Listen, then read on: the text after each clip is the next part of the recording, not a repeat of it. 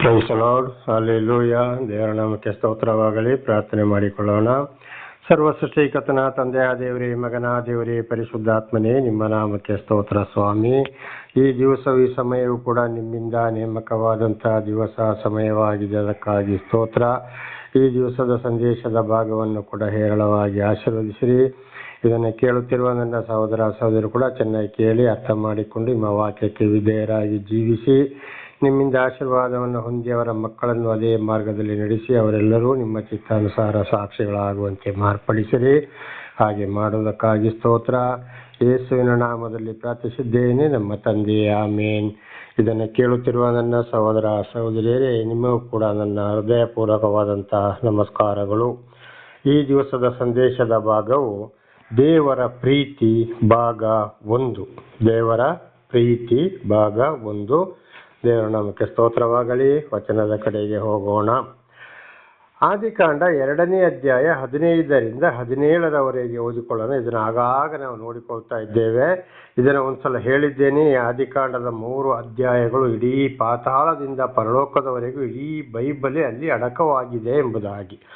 ಆದುದರಿಂದ ಈ ವಾಕ್ಯಗಳು ಕೂಡ ಬಹಳ ವಿಶೇಷವಾದಂಥ ವಾಕ್ಯಗಳು ಪ್ರತಿಯೊಂದು ವಿಷಯಗಳಿಗೂ.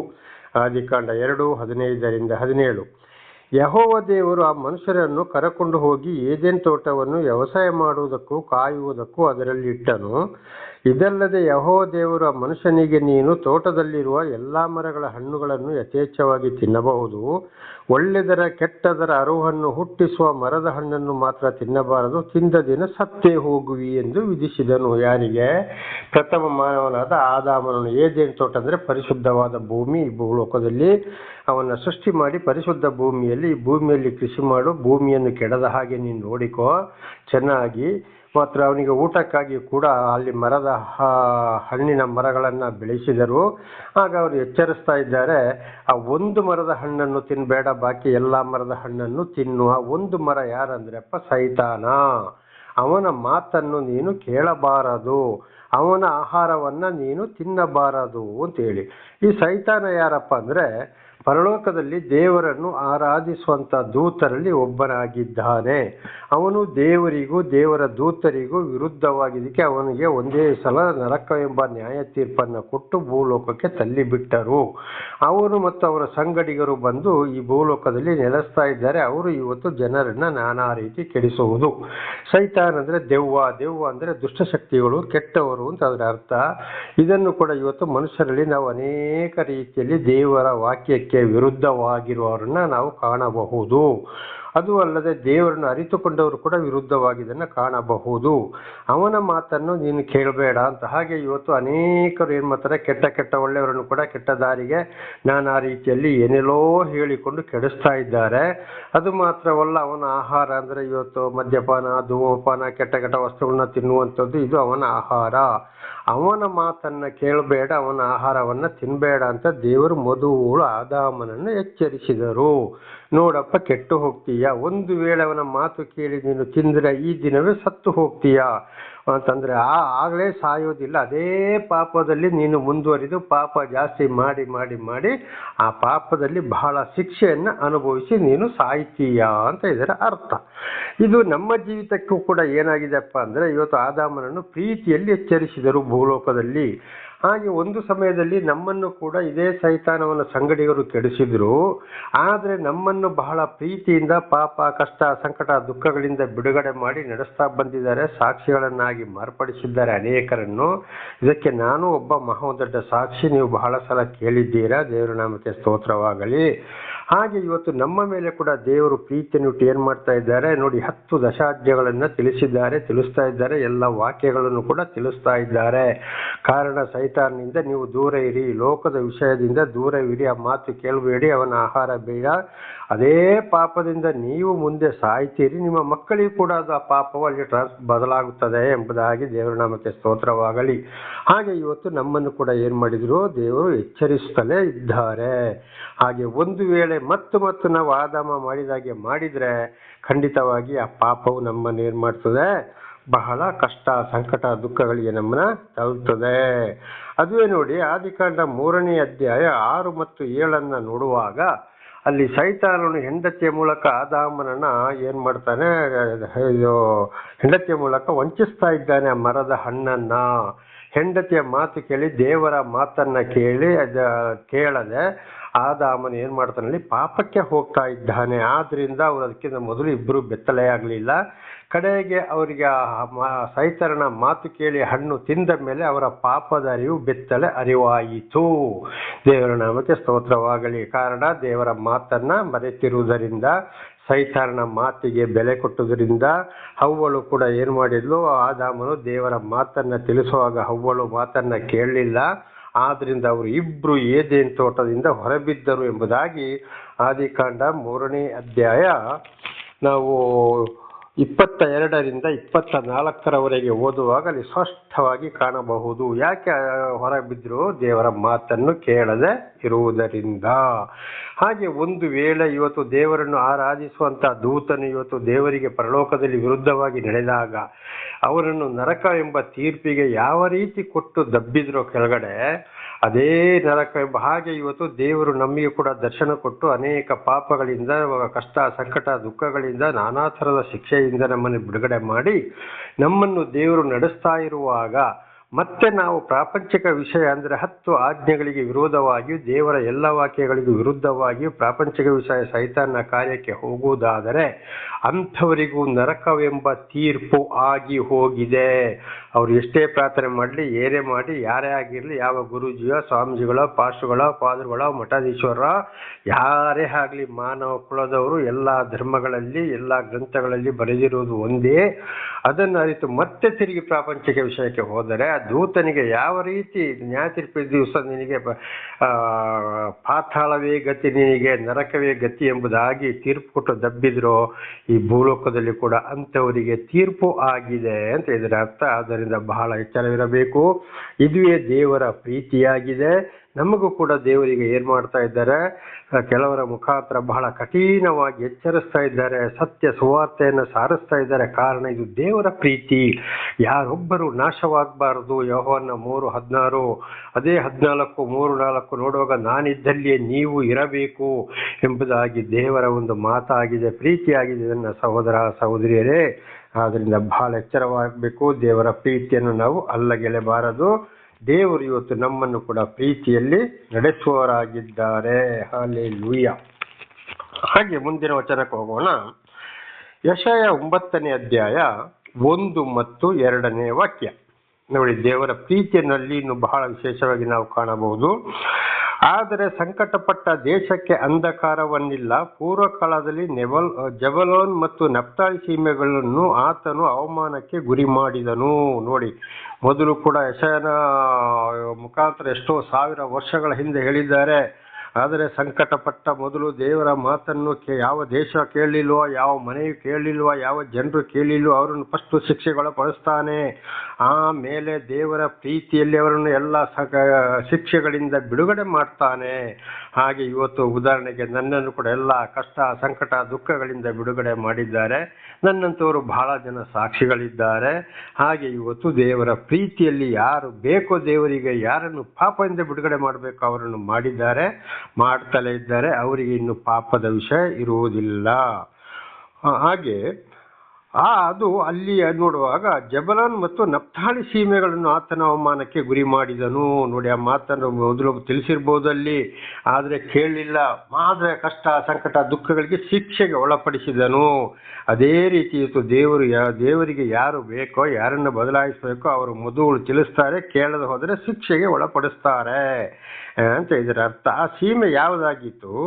ಅನ್ಯ ಜನಗಳಿರುವ ಗಲಿಲೇ ಸೀಮೆ ಈ ಪ್ರಾಂತ್ಯವನ್ನೆಲ್ಲ ಘನಪಡಿಸಿದ್ದಾನೆ. ಅನ್ಯ ಜನಗಳು ದೇವರನ್ನು ಅರಿಯದೆ ಇರುವವರಾಗಿದ್ದಾರೆ. ನೋಡಿ, ಹಿಂದೆ ಜನರು ಇಸ್ರೇಲ್ ಎಂಬ ಒಂದು ಜನಾಂಗವನ್ನು ಆರಿಸಿಕೊಂಡವರು. ಇಸ್ರೇಲ್ ಅಂದರೆ ದೇವರಿಂದ ಆಯ್ಕೆಯಾದವರು. ಆಮೇಲೆ ಅವರು ಮಾತು ಕೇಳದೆ ಇದ್ದಾಗ ಅನ್ಯ ಜನಗಳು ದೇವರನ್ನು ಅರಿಯದೇ ಇರುವಂತ ನಾನಾ ರೀತಿ ಪಾಪ ಕಷ್ಟ ಸಂಕಟದಲ್ಲಿ ದುಃಖ ದುಗುಡದಲ್ಲಿ ಅಯ್ಯೋ ಅಯ್ಯೋ ಅಂತೇಳಿ ಪ್ರತಿ ದಿವಸ ನೆರಳಾಡುವ ಜನಗಳು ಅವರು. ಹಾಗೆ ಇವತ್ತೊಂದು ಸಮಯದಲ್ಲಿ ನಾನು ಆಗಿದ್ದೆ, ಇವತ್ತು ಅನೇಕರು ಹಾಗೆ ಆಗಿದ್ದಾರೆ, ಆಗ್ತಲೇ ಇದ್ದಾರೆ. ಅಂಥವರಿಗೆ ದೇವರು ಯಾರನ್ನ ಕಳಿಸ್ಬೇಕೋ ಅವರನ್ನು ಕಳಿಸಲಿ ಸುವಾರ್ತೆಯನ್ನ ಸಾರುವವರಾಗಿದ್ದಾರೆ. ದೇವರಿಗೆ ಎಲ್ಲವರ ಮೇಲೆಯೂ ಪ್ರೀತಿ ಇದೆ, ಖಂಡಿತವಾಗಿ ವಿಷಯವನ್ನ ತಿಳಿಸ್ತಾರೆ. ಅನ್ಯ ಜನಗಳಿರುವ ಸೀಮೆ. ಇದು ಇವತ್ತು ಸುವಾರ್ತೆ ಬರುವಂಥದ್ದು, ಸುವಾರ್ತೆ ಕೇಳುವಂಥದ್ದು. ಎರಡನೇ ವಾಕ್ಯ ಸೀಮೆ, ಆ ಪ್ರಾಂತ್ಯವನ್ನೆಲ್ಲ ಘನಪಡಿಸಿದ್ದಾನೆ. ನೋಡಿ, ದೇವರು ಒಂದ್ಸಲ ಶಿಕ್ಷೆಯನ್ನು ಕೊಡ್ತಾರೆ ಅಂದರೆ ತಗ್ಗಿಸಕ್ಕೆ, ಮಾತು ಕೇಳುವಾಗೆ ಮಾಡ್ತಾನೆ, ಆಮೇಲೆ ಅದನ್ನು ಮೇಲಕ್ಕೆತ್ತಿ ಬಿಡ್ತಾರೆ. ದೇವರ ನಾಮಕ್ಕೆ ಸ್ತೋತ್ರವಾಗಲಿ. ಅದು ಇವತ್ತೇ ನಡೀತಾ ಇದೆ. ಹಾಗೆ ಇವತ್ತು ದೇವರು ನನ್ನ ಮೂಲಕ ನಿಮಗೆ ಸತ್ಯ ಸುವಾರ್ತೆಯನ್ನು ತಿಳಿಸ್ತಾ ಇದ್ದಾರೆ. ಖಂಡಿತವಾಗಿ ಕಷ್ಟ ಬಂತು ತಲೆ ಕೊರಗಬೇಡಿ, ಮಾತಿಗೆ ವಿಧೇಯರಾಗಿ ಜೀವಿಸಿ. ಇದು ನನ್ನ ಮಾತಲ್ಲ, ನನ್ನ ವಾಕ್ಯ ಅಲ್ಲ, ಪರಲೋಕದಿಂದ ಬಂದ ಸರ್ವ ಸೃಷ್ಟಿಕರ್ತನಾದಂಥ ದೇವರ ಮಾತು. ಖಂಡಿತವಾಗಿದೆ. ನಿಮ್ಮ ಪ್ರೀತಿಗಾಗಿ ನಿಮ್ಮನ್ನು ಶಿಕ್ಷಿಸ್ತಾ ಇದ್ದಾನೆ, ಮತ್ತು ವಾಕ್ಯವನ್ನು ಯಾವುದೋ ಮೂಲಕ ನಿಮಗೆ ತಲುಪಿಸ್ತಾ ಇದ್ದಾನೆ, ನಿಮ್ಮನ್ನು ಘನಪಡಿಸ್ತಾ ಇದ್ದಾನೆ. ಎರಡನೇ ವಾಕ್ಯ, ಕತ್ತಲಲ್ಲಿ ಸಂಚರಿಸಿದ ಜನರಿಗೆ ದೊಡ್ಡ ಬೆಳಕು ಕಾಣಿಸಿತು. ಕತ್ತಲು ಅಂದರೆ ನಾನಾ ರೀತಿ ಪಾಪ, ಕಷ್ಟ, ಸಂಕಟ, ಮದ್ಯಪಾನ, ಧೂಮಪಾನ, ವ್ಯಭಿಚಾರ, ಕದಿಯೋದು, ಸುಳ್ಳು ಹೇಳೋದು, ಇನ್ನೊಬ್ಬರಿಗೆ ಮೋಸ ಮಾಡೋದು, ಅದೇ 10 ದಶಾಜ್ಞೆಗಳು, ಬಾಕಿ ಎಲ್ಲ ವಾಕ್ಯಗಳು. ಆಗ ಜನರಿಗೆ ಅರ್ಥ ಆಯಿತು. ದೇವರಲ್ಲಿ ಸುವಾರ್ತೆಯನ್ನು ಸಾರಿದಾಗ, ಹೌದು ನಾವು ತಪ್ಪು ಮಾಡಿದ್ದೇವೆ. ಅವರ ಹೃದಯ ಏನಾಯಿತು, ದೇವರ ಕಡೆಗೆ ಬಂತು, ಹೃದಯಕ್ಕೆ ಬೆಳಕು ಹೊಳೆಯಿತು. ಕತ್ತಲಿಂದ ಅವರು ಬಿಡುಗಡೆ, ಪಾಪದಿಂದ ಬಿಡುಗಡೆ ಆಗ್ತಾ ಇದ್ದಾರೆ, ಆಗಿದ್ದಾರೆ. ಹಾಗೆ ಇವತ್ತು ನನ್ನ ಜೀವಿತದಲ್ಲಿ ಕೂಡ, ನಿಮ್ಮ ಜೀವಿತದಲ್ಲಿ ಅನೇಕರದು ಕೂಡ ಆಗಿದೆ. ಕಾರ್ಗತ್ತಲಾದ ದೇಶದಲ್ಲಿದ್ದವರಿಗೆ ಪ್ರಕಾಶವು ಹೊಳೆಯಿತು. ನೋಡಿ, ಅವರು ಭಯಂಕರ ಪಾಪದಲ್ಲಿದ್ದರು, ಯಾರು ಏನೆಂಬುದೇ ಗೊತ್ತಾಗ್ತಿತ್ತಿಲ್ಲ, ಬಹಳ ಶಿಕ್ಷೆ ಅನುಭವಿಸ್ತಾ ಇದ್ದಿರಬಹುದು. ಆಗ ಅವರಿಗೆ ಅಲ್ಲಿ ಏನಾಯಿತು, ಪ್ರಕಾಶ ಹೊಳೆಯಿತು. ಅಂದರೆ ಕತ್ತಲು ಹೋಯಿತು, ಬೆಳಕು ಬಂತು. ನೋಡಿ, ಇವತ್ತು ರಾತ್ರಿ ಕತ್ತಲಾಗ್ತದೆ, ಬೆಳಿಗ್ಗೆ ಸೂರ್ಯ ಬಂದಾಗೆ ಕತ್ತಲನ್ನು ಹೊಡೆದು ಓಡಿಸಿ ಬಿಡುತ್ತದೆ. ಇದರ ಭೂಲೋಕಕ್ಕೆ ಬೆಳಕಿಗೆ ಕೊಟ್ಟಂತ ಸೂರ್ಯ ದೇವರು ಕೊಟ್ಟಂತ ಒಂದು ವಸ್ತಾಗಿದೆ. ಹಾಗೆ ಇವತ್ತು ದೇವರು ನಮಿಗೂ ದರ್ಶನವನ್ನು ಕೊಟ್ಟಿದ್ದಾರೆ, ಕೊಡ್ತಲೇ ಇದ್ದಾರೆ, ತಿಳಿಸ್ತಾ ಇದ್ದಾರೆ. ಆವಾಗ ಅಲ್ಲಿ ಏನಾಗ್ತದೆ, ಪ್ರಕಾಶವು ಹೊಳೆಯಿತು, ದೇವರ ಬೆಳಕು ಬಂತು. ಅಂತವರನ್ನ ಮತ್ತೆ ಶಿಕ್ಷೆಗೆ ಒಳಪಡಿಸಿ ದೇವರು ಬಿಡುಗಡೆ ಮಾಡುವವನಾಗಿದ್ದಾನೆ. ದೇವರ ನಾಮಕ್ಕೆ ಸ್ತೋತ್ರವಾಗಲಿ. ಇದೇ ಆಗಿದೆ ದೇವರ ಪ್ರೀತಿ. ಇದಕ್ಕೆ ನಾನು, ನನ್ನಂತವರು ಬಹಳ ಜನ ಇದ್ದಾರೆ, ನೀವು ಇರಬಹುದು, ಇದ್ದೀರಿ. ದೇವರ ನಾಮಕ್ಕೆ ಸ್ತೋತ್ರವಾಗಲಿ. ಇದು ಯೆಶಾಯನ ಮುಖಾಂತರ ಹೇಳಿದಂತ ಮಾತು. ಆದರೆ ಇದು ಎಲ್ಲಿ ನೆರವೇರಿತು ಈ ಹೊಸ ಒಡಂಬಡಿಕೆ ಕಾಲದಲ್ಲಿ ಅಂತ ನೋಡುವಾಗ, ಮತ್ತಾಯ 14:14-17, ಇದರಿಂದ ಯೆಶಾಯನೆಂಬ ಪ್ರವಾದಿಯ ಮುಖಾಂತರ ಹೇಳಿಸಿದ ಮಾತು ನೆರವೇರಿತು. ಆ ಮಾತು ಏನೆಂದರೆ, ಜೆಬುಲೂನ್ ಸೀಮೆ ಮತ್ತು ನೆಫ್ತಲೇಮ್ ಸೀಮೆ, ಯೋರ್ದಾನಿನ ಆಚೆ ಸಮುದ್ರದ ಕಡೆಗಿರುವ ಸೀಮೆ, ಅನ್ಯ ಜನಗಳಿರುವ ಸೀಮೆ, ಗಲಿಲೆಯ ಸೀಮೆ, ಕತ್ತಲಲ್ಲಿ ವಾಸಿಸಿದ ಈ ಸೀಮೆಗಳ ಜನರಿಗೆ ದೊಡ್ಡ ಬೆಳಕು ಕಾಣಿಸಿತು. ಕಾರ್ಗತ್ತಲಾದ ದೇಶದಲ್ಲಿದ್ದವರಿಗೆ ಸೂರ್ಯೋದಯವಾಯಿತು ಎಂಬುದು. ನೋಡಿ, ಇದು ಎಷ್ಟೋ ಸಾವಿರ ವರ್ಷಗಳಿಂದ ಯೆಶಾಯನ ಮುಖಾಂತರ ಹೇಳಿಸಿದ ಮಾತು 2025ನೇ ವರ್ಷದ ಹಿಂದೆ ಯೇಸುವಿನ ಮುಖಾಂತರ ಮನುಷ್ಯನ ಅವತಾರ ರೀತಿ ಭೂಲೋಕಕ್ಕೆ ಬಂದಂತ ದೇವರ ಮುಖಾಂತರ ನೆರವೇರಿತು. ಅಲ್ಲಿಗೆ ಹೋದ್ರು, ಅಲ್ಲಿ ಅನ್ಯ ಜನಗಳಿದ್ರು, ಸುವಾರ್ತೆಯನ್ನು ಸಾರಿದ್ರು. ಇದು ಸರಿ, ಇದು ತಪ್ಪು, ಈ ರೀತಿ ನೀವು ಜೀವಿಸಿ ಅಂತ ಹೇಳಿದ್ರು. ಆಗ ಅವರ ಪಾಪವು ಅವರಿಗೆ ಅರ್ಥವಾಯಿತು. ಆಗ್ಲೇ ಹೇಳಿದ ಹಾಗೆ ಬೆಳಗಿನ ಜಾವದಲ್ಲಿ ಸೂರ್ಯನ ಉದಯಿಸ್ತಾ ಬರುವಾಗ ಕತ್ತಲು ಹೋಗಿ ಯಾವ ರೀತಿ ಬೆಳಕು ಬರ್ತದೋ ಅದೇ ರೀತಿ ಅವರಿಗೆ ಸೂರ್ಯೋದಯವಾಯಿತು, ಜ್ಞಾನೋದಯವಾಯಿತು. ದೇವರ ನಮಗೆ ಸ್ತೋತ್ರವಾಗಲಿ. ಪಾಪದಿಂದ ಬಿಡುಗಡೆ ಯಾವ್ದಾದ್ರು ಇದ್ವಿಯೇ ದೇವರ ಪ್ರೀತಿ. ಹಾಗೆ ಇವತ್ತು ಕೂಡ ದೇವರ ಸತ್ಯ, ಎಲ್ಲರೂ ಅಲ್ಲ, ದೇವರ ಸತ್ಯ ಸುವಾರ್ತೆಯನ್ನು ಯಾರು ಕೇಳ್ತಾರೋ, ಯಾರು ಪಾಪಗಳಿಗಾಗಿ ಪಶ್ಚಾತ್ತಾಪ ಪಡ್ತಾರೋ, ಮುಂದೆ ಯಾರು ಆ ಪಾಪವನ್ನು ಬಿಟ್ಟು ದೇವರ ವಾಕ್ಯಕ್ಕೆ ವಿಧೇಯರಾಗಿ ಜೀವಿಸ್ತಾರೋ ಅವರಿಗೆ ಇವತ್ತು ಕೂಡ ಸೂರ್ಯೋದಯವಾಗ್ತಾ ಇದೆ. ಅವರು ದೊಡ್ಡ ಸಾಕ್ಷಿಗಳಾಗ್ತಾರೆ ಇತರರಿಗೆ. ಅದುವೇ ದೇವರ ಪ್ರೀತಿಯಾಗಿದೆ. ಅನ್ಯ ಜನಗಳು ಬಿಡುವುದಿಲ್ಲ. ದೇವರು ಬೇಕಾದವ್ರನ್ನ ಆರಿಸಿಕೊಳ್ಳುವವರಾಗಿದ್ದಾರೆ. ಅಂಥವರಿಗೆ ಸತ್ಯ ಸುವಾರ್ತೆಗಳನ್ನು ಕಳಿಸ್ತಾ ಇದ್ದಾರೆ. ಮಾತನ್ನು ಕೇಳದೆ ಹೋದರೆ ಶಿಕ್ಷೆಗೆ ಒಳಪಡಿಸ್ತಾ, ಹಿಂದೆ ನಾವು ತಿಳ್ಕೊಂಡ ಹಾಗೆ. ಆಮೇಲೆ ಮಾತು ಕೇಳುವ ಹಾಗೆ ಮಾಡಿ ಆಮೇಲೆ ಅವರನ್ನು ಪಾಪದಿಂದ ಬಿಡುಗಡೆ ಮಾಡಿ ಘನಪಡಿಸುವವನಾಗಿದ್ದಾನೆ. ಇದು ನನ್ನ ಜೀವಿತದಲ್ಲಿ ಕೂಡ ನಡೆದಂಥದ್ದು. ಇವತ್ತು ಅನೇಕ ಕಡೆಗೆ ನನ್ನನ್ನು ಕಾಲಿಡಿಸಿದ್ದಾರೆ, ಊರುಗಳಿಗೆ, ಮನೆಗಳಿಗೆ, ಅಂತಲ್ಲಿ ಕೂಡ ಇವತ್ತೂ ನಡೀತಾ ಇದೆ ಇದೇ ವಿಚಾರಗಳು. ದೇವರ ನಮಗೆ ಸ್ತೋತ್ರವಾಗಲಿ. ಇದನ್ನು ಸಹೋದರ ಸಹೋದರಿಯರೇ, ಅದನ್ನ ಸತ್ಯ ಸುವಾರ್ತೆಯನ್ನು ಯಾರು ಕೇಳಿ ಸಂತೋಷ ಪಡ್ತಾರೋ ಖಂಡಿತವಾಗಿ ಬದಲಾಗಲಿ. ದೇವರಿಗೆ ನಿಮ್ಮ ಮೇಲೆ ಒಂದು ಪ್ರೀತಿ ಇದೆ. ಇದರಲ್ಲಿ ಮತ್ತೆ 14:13 ಓದಿಕೊಳ್ಳೋಣ. ಬಳಿಕ ನಜರೇತ್ ಎಂಬ ಊರನ್ನು ಬಿಟ್ಟು ಜೆಬಲೋನ್, ನೆಫ್ತಾಲಿಮ್ ಎಂಬ ನಾಡುಗಳಿಗೆ ಬಂದು ಸಮುದ್ರದ ಹತ್ತಿರದಲ್ಲಿರುವ ಕಪೆರ್ನಮ್ ಎಂಬ ಊರಿನಲ್ಲಿ ಮನೆ ಮಾಡಿಕೊಂಡು ಇದ್ದನು. ಯಾರು? ಇದು 12ನೇ ವಾಕ್ಯ ನೋಡುವಾಗ, ಯೇಸ್ವಾಮಿ ಅನ್ಯ ಜನಗಳಿರುವ ಮಧ್ಯದಲ್ಲಿ ಮನೆ ಮಾಡಿಕೊಂಡು ಇದ್ದು ಅಲ್ಲಿ ಅವರಿಗೆ ಸುವಾರ್ತೆಯನ್ನು ಸಾರಿದರು. ಹಾಗೆ ಇವತ್ತು 2025 ವರ್ಷದ ಹಿಂದೆ ಮನುಷ್ಯನ ಅವತಾರವೆತ್ತಿ ಬಂದು ನಾನಾ ಥರದ ಊರುಗಳಿಗೆ ಹೋದ್ರು. ಆಗ ಅಲ್ಲಿಗೂ ಕೂಡ ಹೋದ್ರು, ಅನೇಕರನ್ನು ಕಷ್ಟ, ಸಂಕಟ, ದುಃಖ, ಪಾಪಗಳಿಂದ ಬಿಡುಗಡೆ ಮಾಡಿದ್ರು. ಹಾಗೆ ಇವತ್ತು ಅವರು ನಮ್ಮ ಮಧ್ಯದಲ್ಲಿಲ್ಲ. ಇವತ್ತು ಅವರ ಆತ್ಮಸ್ವರೂಪನಾದ ದೇವರು ಪರಲೋಕದಲ್ಲಿದ್ದಾರೆ, ನಮಗೆ ಪವಿತ್ರಾತ್ಮರನ್ನ ಕೊಟ್ಟಿದ್ದಾರೆ. ಇವತ್ತು ಪವಿತ್ರಾತ್ಮರ ಮೂಲಕ ನಮ್ಮನ್ನು ಬಿಡುಗಡೆ ಮಾಡ್ತಾ ಇದ್ದಾರೆ. ಈ ಪವಿತ್ರಾತ್ಮನ ಯಾರ ಮೂಲಕ ಅಂದ್ರೆ ದೇವರಿಂದ ಆಯ್ಕೆಗೊಂಡವರ ಮುಖಾಂತರ, ಸತ್ಯ ಸುವಾರ್ತೆಯ ಮುಖಾಂತರ ಇವತ್ತು ತಿಳಿಸ್ತಾ ಇದ್ದಾರೆ. ಇದುವೇ ಆಗಿದೆ ದೇವರ ಪ್ರೀತಿ. ಹಾಗಿರುವಾಗ ನಾವು ದೇವರ ವಾಕ್ಯಕ್ಕೆ ಕಿವಿಗೊಟ್ಟು ನಾವು ಅನೇಕ ಪಾಪಗಳಿಗೆ, ದೇವರಿಗೆ ವಿರುದ್ಧವಾದಂತಹ ಕೆಲಸ ಕಾರ್ಯಗಳನ್ನ ಪ್ರತಿಯೊಂದು 10 ದಶಾಜ್ಞೆಗಳಿಗೂ ಕೂಡ ವಿಧೇಯರಾಗಿ ಜೀವಿಸಬೇಕು. ಆವಾಗ ನಾವು ದೇವರಿಗೆ ಶರಣು ಹೋದರೆ ಖಂಡಿತವಾಗಿ ದೇವರು ನಮ್ಮನ್ನು ಪ್ರೀತಿಸುವವನಾಗಿದ್ದಾನೆ, ಪಾಪಗಳಿಂದ ಬಿಡುಗಡೆ ಮಾಡುವನಾಗಿದ್ದಾನೆ. ಇದುವೇ ಪ್ರೀತಿಯಾಗಿದೆ. ದೇವರ ನಾಮಕ್ಕೆ ಸ್ತೋತ್ರವಾಗಲಿ. ಹಲ್ಲೆಲೂಯ. ಹಾಗೆ ದೇವರು ಪ್ರೀತಿಯಿಂದ ನಮಗೆ ಸತ್ಯ ಸುವಾರ್ತೆಗಳು ಇವತ್ತು ಬಹಳ ಬೋಧಕರಿದ್ದಾರೆ. ಅದು ಹಿಂದೆ ಕೂಡ ತಿಳಿಸಿದ್ದೇನೆ. ಎಲ್ಲವನ್ನ ಮುಚ್ಚಿಟ್ಟು ಹಣ ಸಂಪಾದನೆಗಾಗಿ, ನಾನಾ ರೀತಿಯ ಐಶ್ವರ್ಯಮ ಜೀವನಕ್ಕಾಗಿ. ಆದರೆ ಅದು ಬೇಡ. ದೇವರ ನಾಮಕ್ಕೆ ಸ್ತೋತ್ರವಾಗಲಿ. ಇದೇ ಭಾಗ ನಾಳೆಯೂ ಕೂಡ ಮುಂದುವರಿಯುವುದು. ಇದುವೇ ದೇವರ ಪ್ರೀತಿ. ಪ್ರಾರ್ಥನೆ ಮಾಡಿಕೊಳ್ಳೋಣ. ಸರ್ವ ಸೃಷ್ಟಿಕರ್ತನ ತಂದೆಯ ದೇವರೇ, ಮಗನ ದೇವರೇ, ಪರಿಶುದ್ಧಾತ್ಮನೇ, ನಿಮ್ಮ ನಾಮಕ್ಕೆ ಸ್ತೋತ್ರ ಸ್ವಾಮಿ. ಇವತ್ತಿನ ಸಂದೇಶದ ಭಾಗವನ್ನು ಹೇರಳವಾಗಿ ಆಶೀರ್ವದಿಸಿದಿರಿ. ಇದನ್ನು ಕೇಳಿದಂತ ನನ್ನ ಸಹೋದರ ಸಹೋದರಿಯರು, ಕೇಳುತ್ತಿರುವ ಸಹೋದರ ಸಹೋದರಿಯರು ಕೂಡ ನಿಮ್ಮ ವಾಕ್ಯಕ್ಕೆ ವಿಧೇಯರಾಗಿ ಜೀವಿಸಿ, ನಿಮ್ಮ ವಾಕ್ಯವನ್ನು ಸ್ವೀಕರಿಸಿ ಆಶೀರ್ವಾದ ಹೊಂದಿ ಅವರ ಮಕ್ಕಳನ್ನು ಅದೇ ಮಾರ್ಗದಲ್ಲಿ ನಡೆಸಿ ನಿಮ್ಮ ಚಿತ್ತಾನುಸಾರ ಅವರು ಇತರರಿಗೆ ಸಾಕ್ಷಿಗಳಾಗುವಂತೆ ಮಾರ್ಪಡಿಸಿರಿ. ಅವರಿಗೆ ಬೇಕಾದ ಶಾಂತಿ, ಸಮಾಧಾನ, ಆರೋಗ್ಯ, ವಿಶೇಷವಾದ ಜ್ಞಾನವನ್ನು ಕೊಟ್ಟು ಖಂಡಿತ ಅವರನ್ನು ಸುಳ್ಳು ಬೋಧಕರುಗಳಿಂದ ಅವರನ್ನು ಕೂಡ ಬಿಡುಗಡೆ ಮಾಡಿರಿ. ಹಾಗೆ ಮಾಡುವುದಕ್ಕಾಗಿ ನಿಮಗೆ ಸ್ತೋತ್ರ, ನಿಮ್ಮ ಪ್ರೀತಿಗಾಗಿ ಸ್ತೋತ್ರ. ಯೇಸುವಿನ ನಾಮದಲ್ಲಿ ಪ್ರಾರ್ಥಿಸಿದ್ದೇನೆ ನಮ್ಮ ತಂದೆ, ಆಮೇನ್. ಇದನ್ನು ಕೇಳುತ್ತಿರುವ ಅಥವಾ ಕೇಳಿದಂತ ನನ್ನ ಸಹೋದರ ಸಹೋದರಿಯರೇ, ನಿಮಗೂ ನನ್ನ ಧನ್ಯವಾದಗಳು. ದೇವರು ನಿಮ್ಮನ್ನು ಹೇರಳವಾಗಿ ಆಶೀರ್ವದಿಸಿರಿ.